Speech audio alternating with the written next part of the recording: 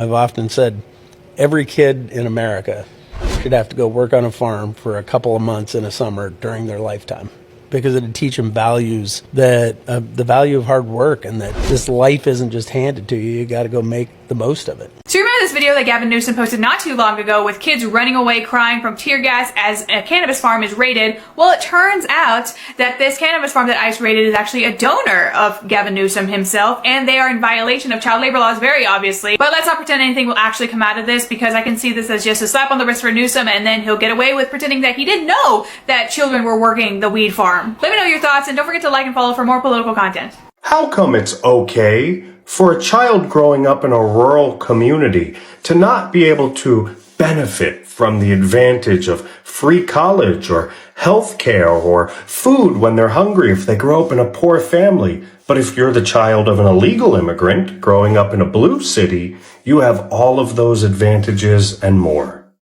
U.S. law allows children to work in agriculture at far younger ages for unlimited hours outside of school in much more dangerous conditions than any other sector.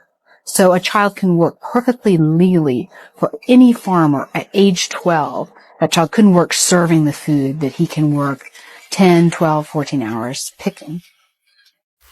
Trump now backtracks and says that he wants farm workers to come back into the U.S. and go through a path towards leadership.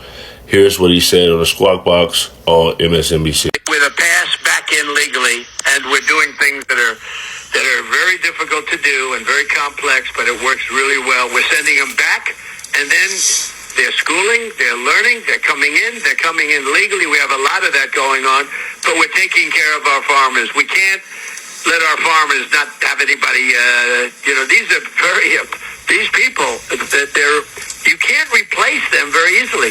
People that live in the inner city are not doing that work. They're just not doing that work. And they've tried, we've tried, everybody tried. They don't do it. These people do it naturally. I said, what happens if they get it to a farmer the other day? What happens if they get a bad back? He said, they don't get a bad back, sir. We've gotten so many blueberry pickers today. A lot of kids in high school. Why did you bring your daughter here today? She loves to dance, and she wants to keep dancing lots, and it's expensive, so she's here to earn some money. I love that, guys. If you want to put your kids to work, if you want to teach them what it means to work hard, make cash, and teach them those values, blueberry picking is one of the best ways to do that. You're in the sun, you're eating fresh blueberries, and you're making a little bit of change so you can buy your McDonald's and TikTok videos or whatever they do. So people ask me all the time how I monitor the screen time and get the kids to want to be involved with helping out in the yard or the barn or anything like that. Well, they don't always want to. I mean, they're kids. They want to be on their video games. They want to be hanging out with their friends or just goofing off, you know what I mean? So go ahead and mow the property for me and you're going to get more screen time. And check it out. My lazy one. He's out here first thing because he wants to earn more screen time. I mean, it's kind of like our jobs. We don't really want to work overtime, but when we do, we get compensated for it pretty decently. So,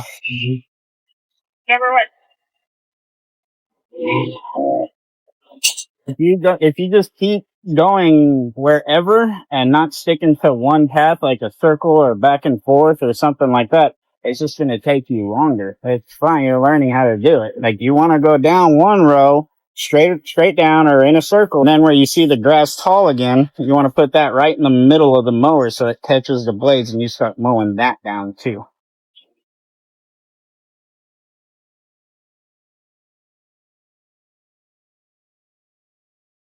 I am really having an off day today, so please excuse me.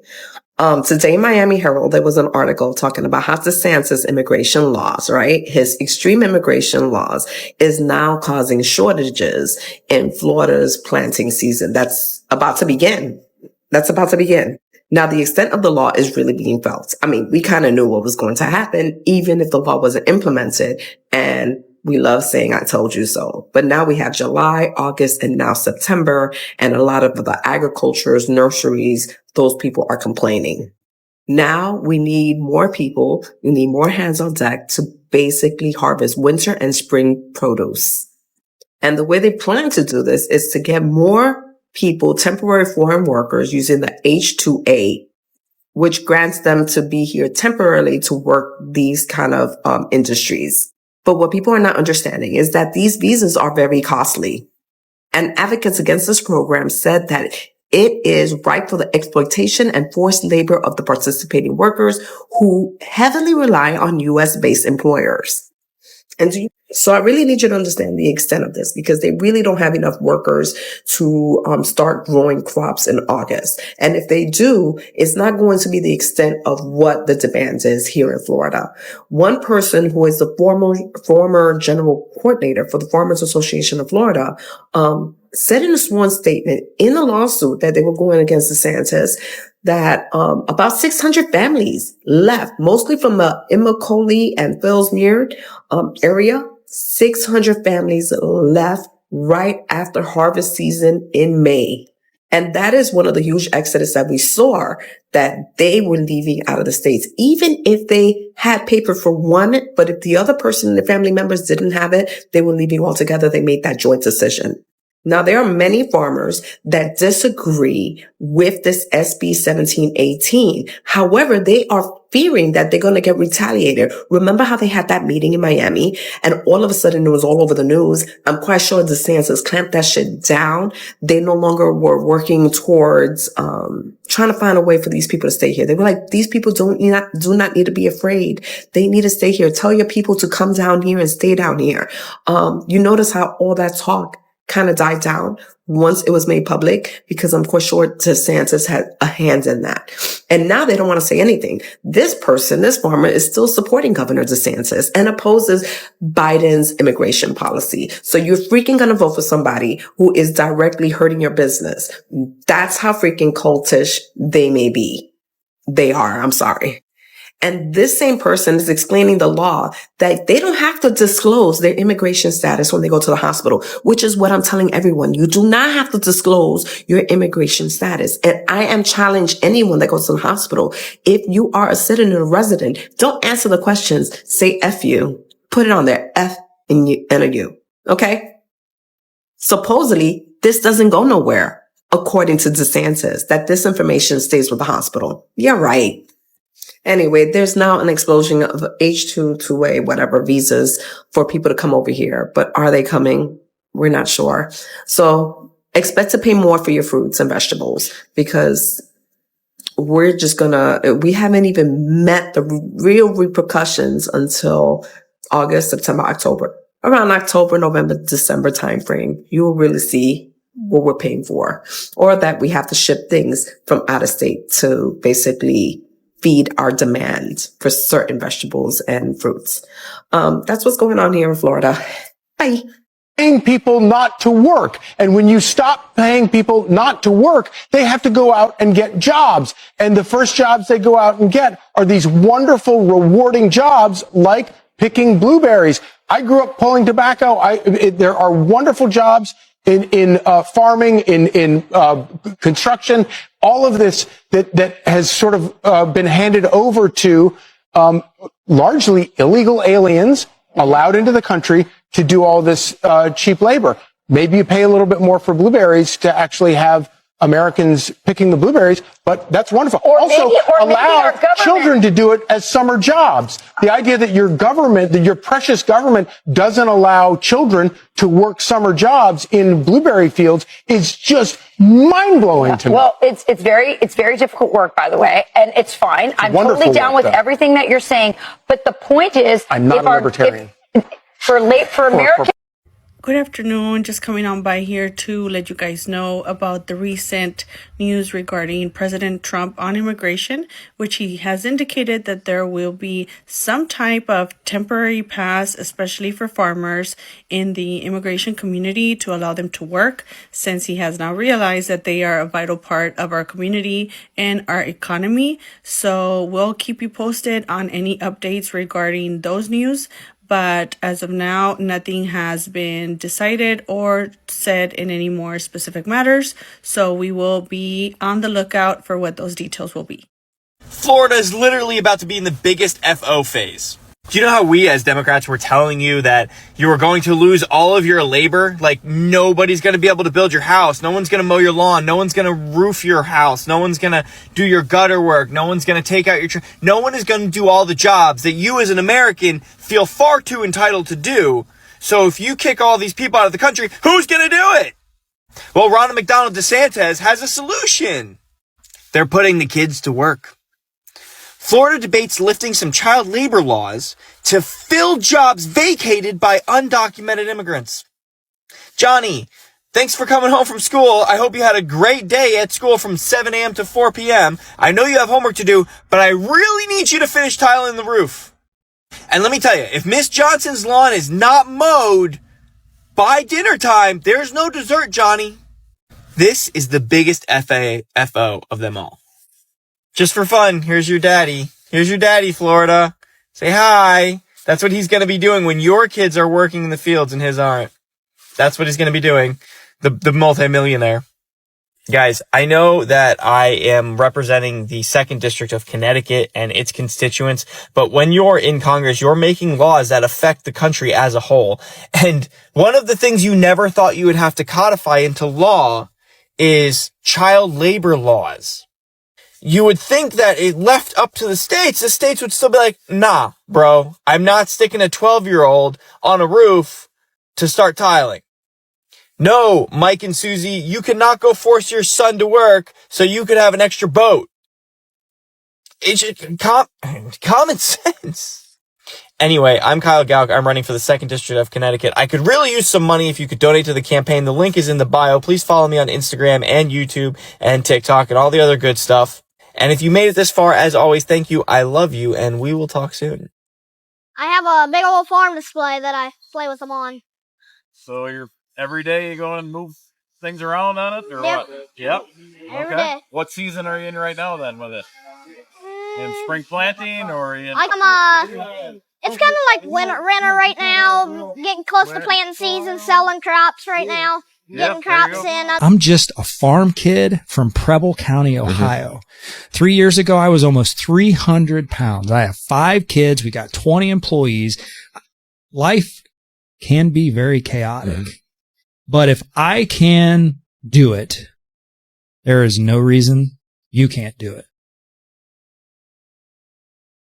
America went from be cool, stay in school, to just country boys and girls getting down on the farm. Having saved children from the dangers of drag queens, Indiana Republicans have now introduced a bill that would allow kids as young as 14 to drop out of school so they can work on farms, corporate-owned farms. Because the only thing Republicans love more than traditional values are shareholder values. But it's not just farm work, and it's not just Indiana. In the last 2 years, 14 states have introduced legislation to loosen child labor laws. Republicans frame the debate around traditional part-time teen work like fast food jobs or movie theater jobs. But the reality is these bills will most likely impact kids from low-income and non-white families. The Iowa bill signed into law allows kids 14 and up to work in previously disallowed areas such as industrial laundry services and meat freezers. Yeah, they're not gonna be scooping ice cream.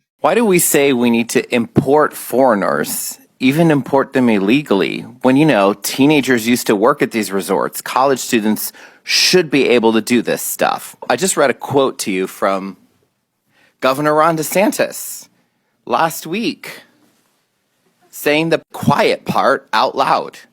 The quiet part being that we're somehow going to solve the current labor shortage that we have in Florida that was worsened with anti-immigrant rhetoric with child labor. For the record, we know that minors are already working these jobs, and that's okay with regulations. The problem is that we're getting rid of almost all of the regulations for so many of these minors. You look through the bill and you see that they are removing all restrictions on child labor for 14 and 15-year-olds who have graduated from high school, who have a diploma equivalent, or who are enrolled in homeschool or virtual school. So is it suddenly okay to force a 14 or 15-year-old to work overnight on a school night just because they're virtual school? Why does it make it okay if they're homeschool or virtual school? I don't think it does. We're also removing all of the child labor protections for 16 and 17-year-olds. It's right here in the bill. Line 18, we're striking out restrictions that say they can't work before 6:30 and after 11 p.m. when school is scheduled the following day. This bill is going to lead to exploitation of minors, exploitation of children. And I get the parental rights conversation. There's no reference to parental rights in the bill. There's no text that says it's the parent opting in to say that the employer can require this of the employee who is a minor. Good morning, good afternoon, and good evening. Let's talk about Trump's deportations and how they're crushing the American farmer.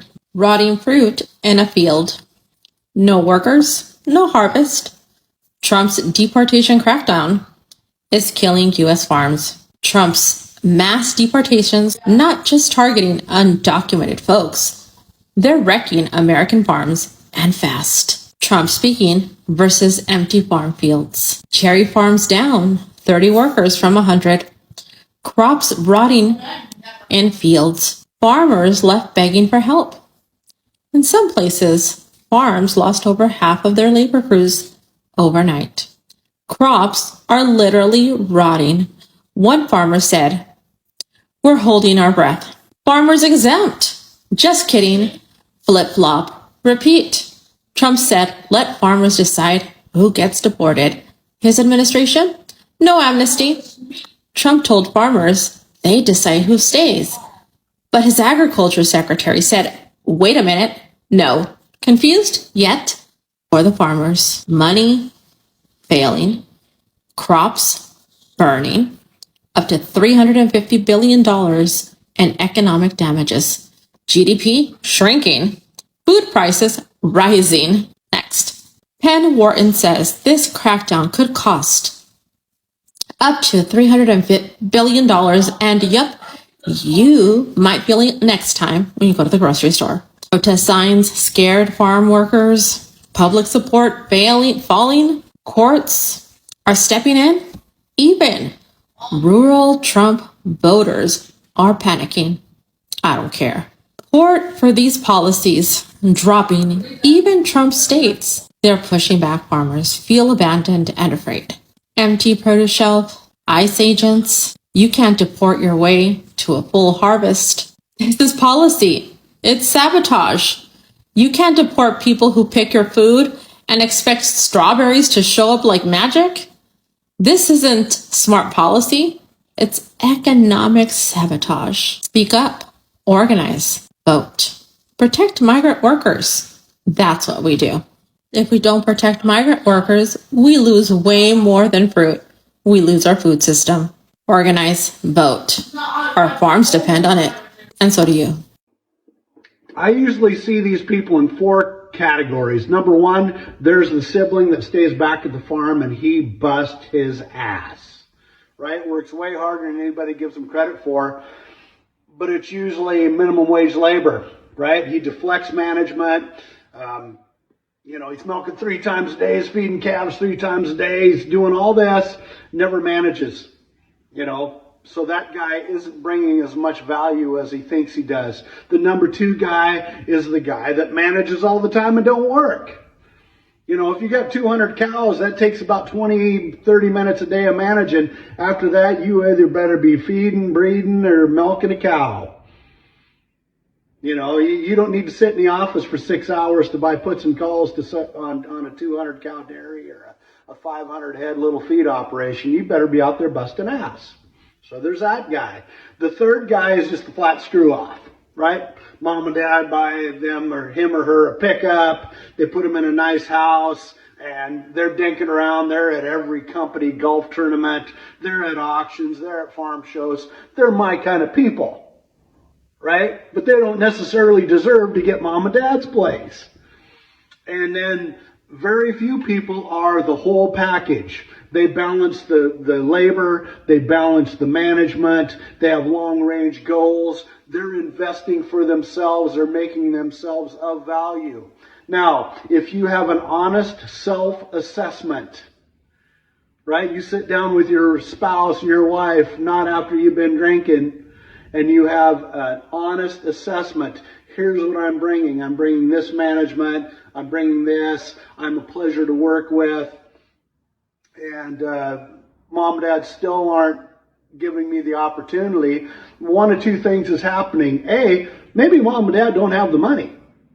Right? If their operation isn't worth $2 million, they really can't afford to be bringing in a partner. You better be bringing in your own rental house, your own set of cattle, your own set of equipment. You better be bringing that because they don't have enough money to set you up, or they're control freaks and they're not giving you a chance. Then guess what? Then you have to have a grown-up talk, and maybe part of the talk is bye-bye. I mean, if you have a spouse and you have some kids, you got to freaking take care of yourself.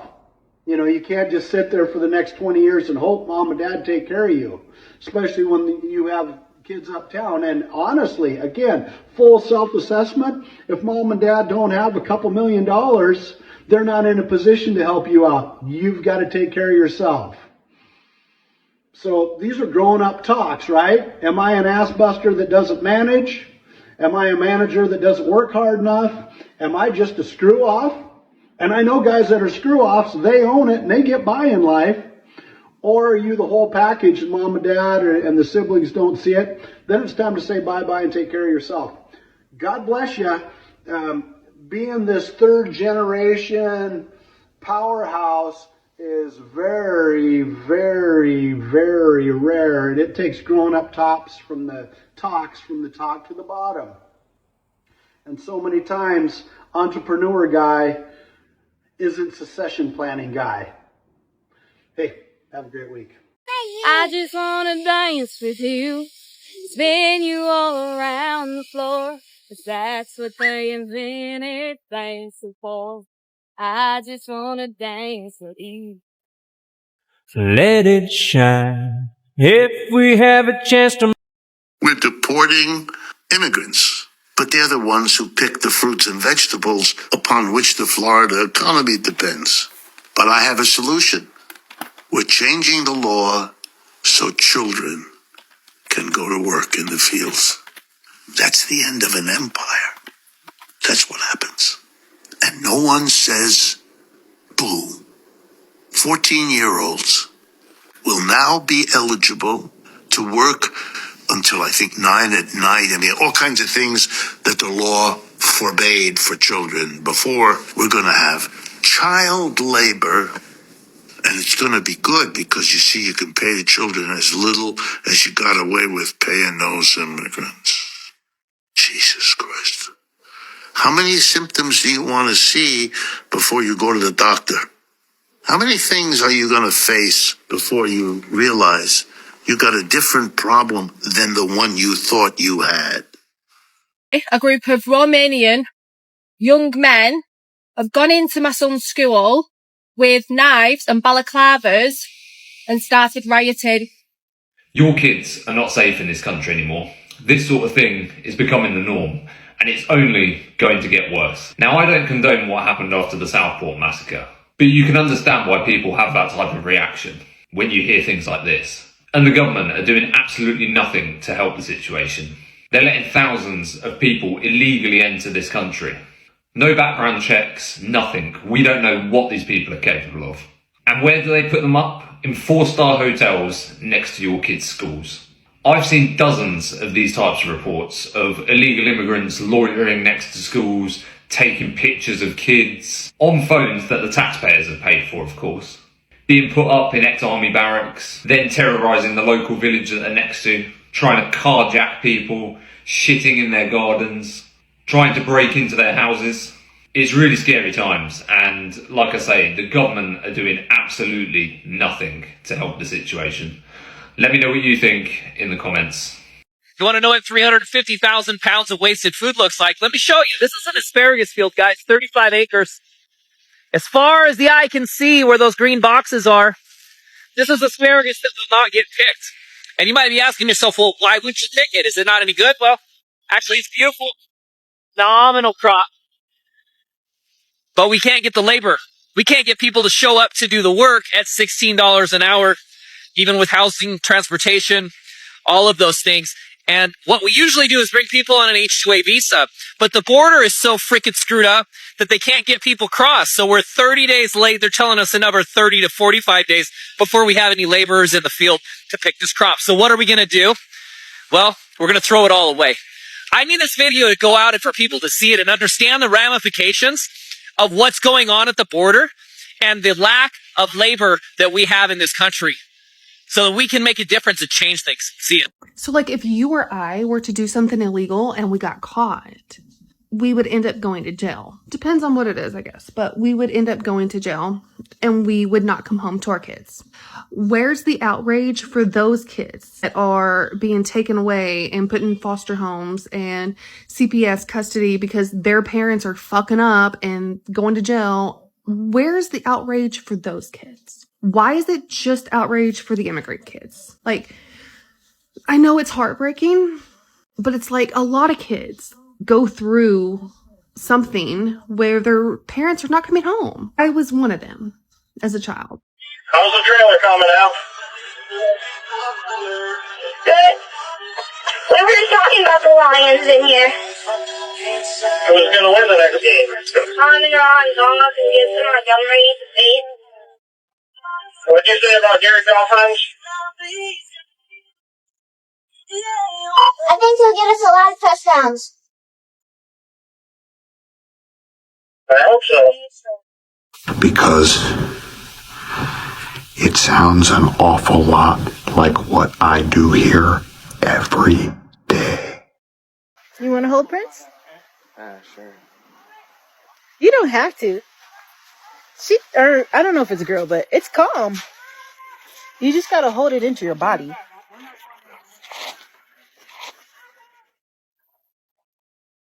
Like really hug it. Lower. Put your arm lower.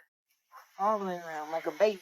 I guess you don't have no experience with babies, but Usually I don't hold babies. See, relax your shoulder more. Now let the wing down. Look at the wings, you're squeezing it way up. There we go. Let her put her wing down. Yeah, lift his hand.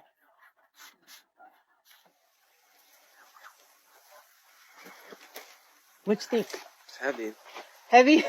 Thank you for watching Great Minds Blacks.